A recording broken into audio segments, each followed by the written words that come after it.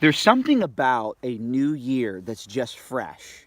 I don't know if you guys are you're like me, but I like to sit down, I like to plan, whether you call it resolutions or evaluation or whatever. I just like to say, how can I do this year and live it to the maximum? And so, like every year, I just kind of make some plans about what I'm going to do in this next year.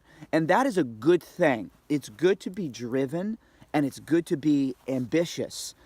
But as I was reading James chapter 4, I realized that um, though it is good to have plans, we could fall into something the Bible calls evil boastings. Now, I'm going to read this passage in James, and I want you to ask the question, what's wrong with what they said? Why does God call it evil boastings? Notice what they say. James 4:13 says, "Come now, you who say, today or tomorrow we will go to such and such a city, spend a year there, buy and sell, and make a profit." What is wrong with that? I mean, if you just kind of dissect each phrase, go into a city, make a profit, there's nothing inherently wrong with what was said. Matter of fact, really, what's wrong with this is not as much as what is said, but what is not said. Not what is present, but rather what's absent from what they were saying. When you look at these words, nothing wrong with making a profit, nothing wrong with going to a city. The problem is that they did not consider the will and consult the wisdom of God in their planning. And that is a huge thing that we all kind of stumble into. We start making plans. We start to be ambitious, and God wants us to be. God wants us to have dreams.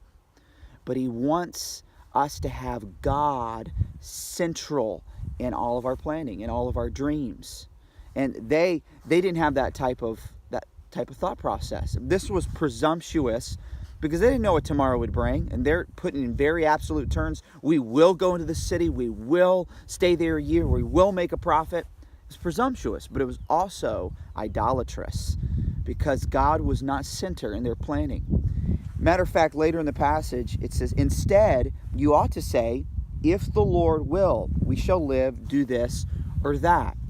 And so I just want to challenge you as you look at 2018, pursue it with ambition, pursue it with a drive. But what's more important than having a drive and being ambitious is to have God the center of everything that you do and think. I also think about this passage. What about the mission of God was in their speech?